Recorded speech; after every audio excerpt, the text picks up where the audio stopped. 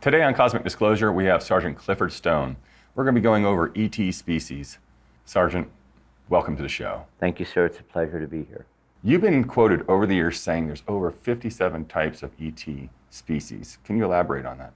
Certainly. A lot of people will criticize me and say, if you could say 10 or 12, we could believe you more. Well, what do they want? A fantasy or the truth? The truth is, when I was in the military, there was some medical personnel who would have to provide first aid for our visitors if we got there and there was some that were still alive and injured. In order to accomplish that tasking, because a lot of the first aid we do wouldn't be the same for them, they had a book. That book was to tell how to do certain first aid for certain injuries on our visitors, and they had to know what to do for each and every species. That book listed 57 different species. They were affectionately known. They can laugh if they want to. We affectionately called them Heinz 57. And at that time, that was one of the things that they had to say about Heinz products. So we went ahead, we had that, and I wasn't supposed to see it. There was no need for me to know about it. But one person who was an officer, and I'm going to say right off the bat, I don't know for sure, but he was a doctor. We had two medics, and they kind of took me under their wing because they knew I was having problems with what I was doing. And they went ahead and said, okay, look, we're not really trying to do anything bad to them. Should we just leave them here to die? Well, we try not to do that. And there are various species which we are well aware of that you know. You may not know how many, but to date, this is what we have cataloged. And they said, you can look at it here, but we can't let you have a copy. We can't let you take it with you. You can read it, but only here. If we have other higher ranking personnel show up, sometimes these people aren't real nice and we have to take the book back from you and act like you've never seen it. And they did this quite a few times because I'd try to go through picture and I tried to get in my mind how all 57 looked. Out of that 57, I had access to maybe 6, 7 different species. The one species that they had a question mark about was the one species that was following me throughout my life, whom I still have contact to this very day. What's the name of this person? Well, the entity that chose me to follow throughout my life, I know him as Korona, and he always told me, Korona with a K. Where's he from? He's from a planet that's approximately 100 light years from planet Earth. That's why when you hear me talk about traversable wormholes, whether you're using negative matter or antimatter, because they do make a difference in going through a traversable wormhole if they're using antimatter. In real time, it's an hour and 40 minutes to get from there to here. That's why when I'm using it to try to show distance, I use his world to do that, because that's something that I have a greater understanding of with his help. The one thing that I ran into a problem with, he would not go into too much detail about negative matter. When I found out how much greater negative matter was, I was shocked. But he's one. There are other species. We have 3 types of grays. 2 of them are roughly about 3.5 feet tall. Their facial features are a little different. The position of their ears and the shape of their ears are a little different. But, if you're looking at them, based on their size, you'd think that they were the same species. They're not. They are 2 different identical species. The third one is roughly 4 foot tall and looks very similar, only they are a lighter gray than the other 2. Now, is that one species, or is that 3 different species? That's 3 different species. But they look similar. They look similar. Okay. There's another one that looks kind of human, but here again, maybe 5 foot tall. The ears are a little different. The nose is a little different, but they have like oriental features. It's really just small little things. Little like details. The details. And the same thing we utilize in the field with extraterrestrials. They're just off, sometimes just a little bit different.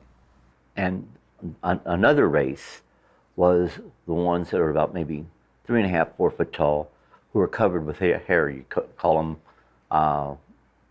the hairy guy in Star Wars. What was his name? Oh, Chewbacca. You could call them little Chewbaccas. But don't make the mistake of thinking that because they're small in stature, that they don't have strength. Size has no matter. Absolutely, they can lift up a 6,000-pound vehicle. There was an abduction that took place somewhere in South America, which they were involved in because they were very concerned about the radiation still in the atmosphere right now from nuclear tests that happened 50, 60, 70 years ago. So there was an abduction that took place there, and of course, that took place there because the guy thought they're small.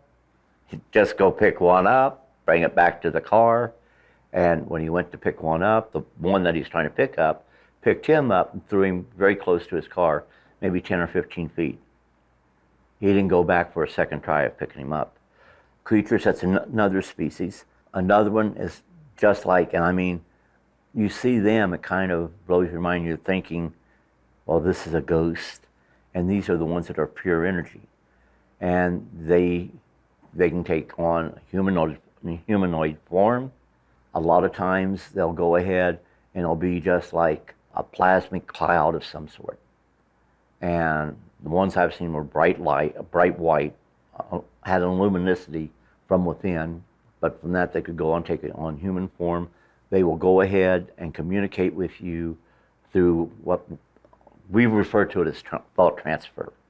A lot of people, well, it's telepathy. Well, no matter what you call it, it's a transfer of thought from their mind to your mind. In addition to all these different species, you know, people talk about reptoids and insectoids. Have you ever had experience with that? Actually, if you take a close look at Korona, and he will tell you in a joking way, I am not a lizard, I am not a lizard.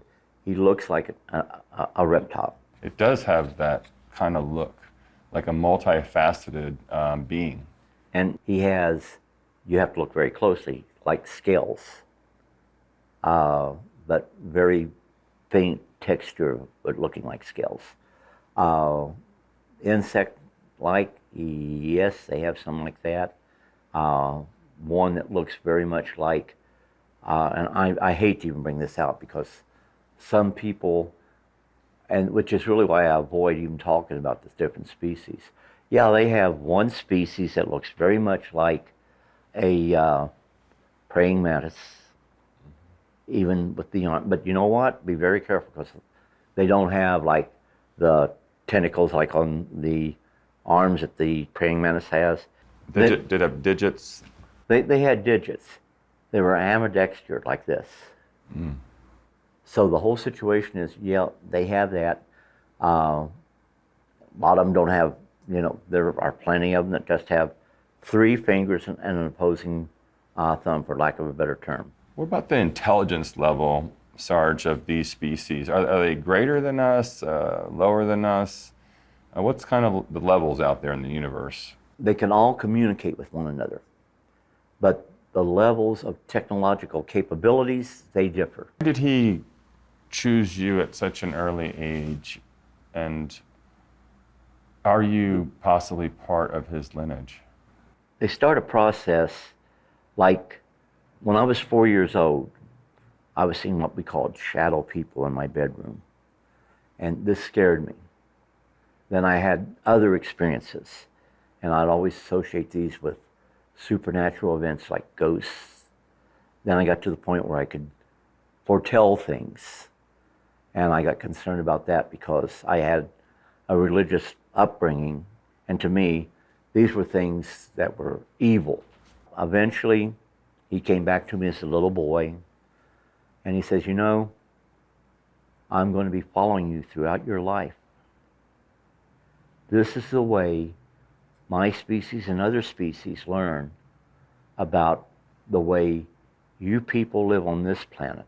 Your various cultures, your likes, your dislikes, your beliefs, your things, the things that you don't believe in, your fantasies.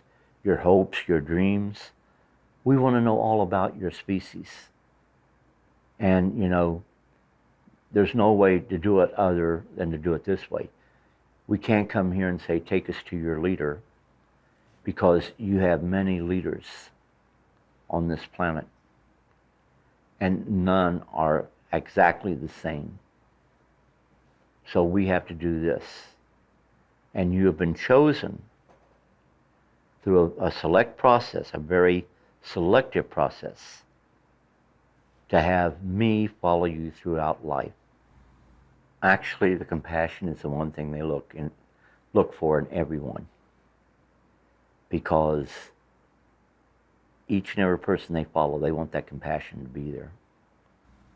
Is Korona still in contact with you today?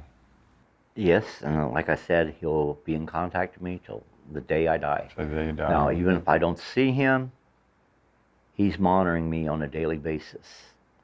We have interaction from time to time, but he is the one that chooses when that happens. But the whole situation is, as far as the number of people out there, I sincerely believe and feel that number could go into the thousands. You mean people that are aware of like similar things that have been chosen by them to be followed, because the whole situation is they don't want just my perspective and viewpoint on what the United States is like. They want to have it from the viewpoint and perspective of many people. Many people from around the world, and it doesn't matter, who you are. It's just they're choosing you based off of compassion and love. Absolutely. And most people are not going to be talking about this. And when the military has to search, or the governments have to search to find these people, because they have to have these people if they're going to have any relationship with our visitors. What was your first experience with telepathy and extraterrestrials? Well, I really didn't realize that it was the case when I saw the beings as little children, because it didn't dawn on me that they were talking to me in telepathy or thought transfer. But as other people couldn't see them, other people couldn't hear them neither. How fast did it progress for you that you knew you had this ability and that they were willing to reach out to you? Well, seeing them as just children, that went on for maybe about 3-4 months. And, no real problems. I even got to the point where I was enjoying it.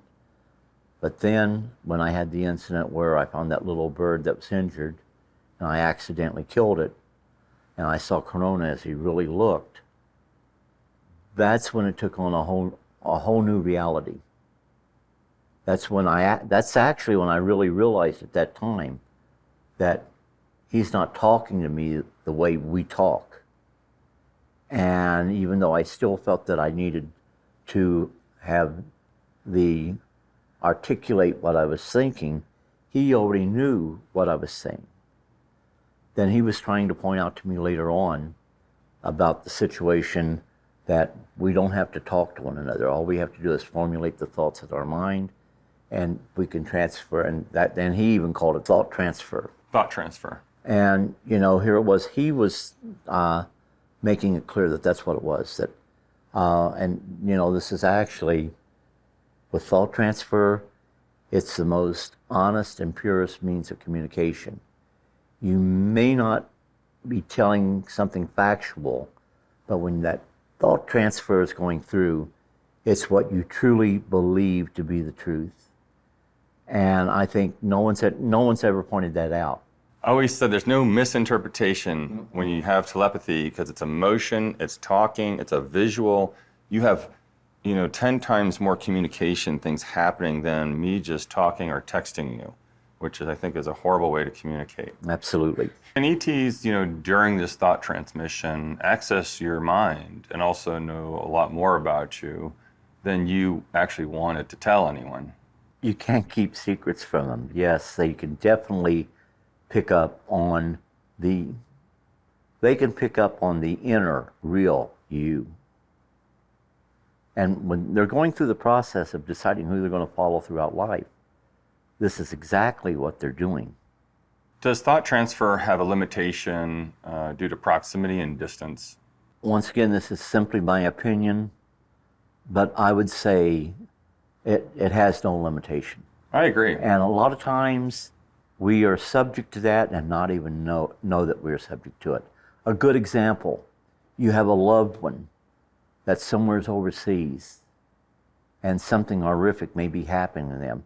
And immediately their thoughts turn to you. You pick up on those thoughts and you're thousands of miles away. And I mean, I've had experiences with that, and I know other people have had experiences. One of my friends got killed in Vietnam. I was there. I was begging him not to die. When I got back to go meet his family and tell them what he wanted me to tell them, the wife already knew. She picked up on it, and she was telling me the things that was happening at that night that she had no way of knowing. No way at all to know. And to me, that was him reaching out to her. And a lot of times, when we lose loved ones, that's great distances away from us. We sometimes feel them coming within our presence and sense the fact that they're coming there to tell us goodbye for a while, that we'll meet later on another plane. Forgive me for getting emotional about that. It's fine. But in your experience, have you felt with telepathy that some are like a little bit more overbearing and stronger energy with emotion than others? I think that there are situations where, and I really don't know how to interpret that, but I think that there are situations, if what you're asking, can they actually go ahead and use that mental power to manipulate you to do things that you normally wouldn't do? And I would say yes to that. Because now, once again, when I say yes to that, that's not necessarily mean to have you do the wrong things. For example, people who are putting themselves in danger, they go ahead and, you're just thinking, well, gee, if I turn this corner, I'm putting myself in harm's way. That's just things you're thinking about. You may still turn that corner. They could actually go ahead and give you such a strong sense of thought on turning into that corner, you'll go on down a block or two, then go. And you won't understand why you did that. Now, they have the ability to do that. So they have the ability to manipulate how your choices? Oh, absolutely. But the one thing they can't do, make you do something that you feel is immoral or something that is wrong. What kind of advice can you give us when meeting an extraterrestrial so we, do the right thing? First, if it's your first time you've never believed even in their existence, you've come upon something highly unusual, highly unknown. Now for the first time, there is an intelligence outside of humanity. Go ahead, listen, and I'll put it this way, listen with your mind and your heart. And understand that they may go ahead and open up to you with thought transfer. Now, you're going to hear it, just like you and I talking. But people seeing this are going to think, oh, this is all my imagination. I think I hear them talking to me. No. Form something friendly in your own mind to refer back through thought transfer, because they're going to pick up on it. If they pick up only fear and the sense that you want to do something to try to harm them, they're going to respond in kind. But if you go ahead and think, that I'm glad to make your acquaintance, I know you're not from this earth, this is my first experience, bear with me. If there is questions you have of me that I might answer, I shall try to answer, so feel free to ask. And, You don't have to verbalize that. You need to think it in your mind, and they'll pick up on that. But all too often, the first thoughts they pick up on is the fear and the results of fear of doing harm to the entity they're seeing. Now, do they also have any rights here? No. The wildlife of this planet have more rights than our visitors. Our visitors are not even recognized by any government, shape, form, or fashion as having any rights on this planet at all. If you kill a sentient being from another planet, another dimension, that isn't murder. Why? The laws of this planet apply only to the living creatures of this planet. You go ahead and mistreat a dog, you can go to jail. You go ahead and find a way of capturing an ET and mistreat that ET in a cruel and unusual manner, you haven't broken the law, because the laws don't cover them, because they're not from this planet. We need to go ahead, and even if the people that are involved don't believe in the existence of these entities, understand that someday we're going to make contact with entities not of this world, and make it clear that they have certain rights also. Why is it easier for some people to say, well, I can call out to an extraterrestrial or a civilization and they show up, and some people will sit out under the stars for a week, not see anything? I have no real thought on that, other than that I do believe some people have actually had that type of experience, whether it's brought on because of their thought transfer or by circumstance. I'll carry it one step further by stating, I firmly do not believe things just happen. Things happen for a purpose, whether we know that there was a purpose or not.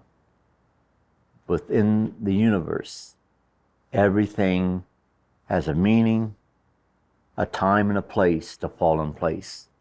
Nothing is an accident. Sergeant Stone, thank you so much for coming on the show. Thank you, sir, once again. It's been my great pleasure to be here. I'm Emery Smith, and this is Cosmic Disclosure. Until next time.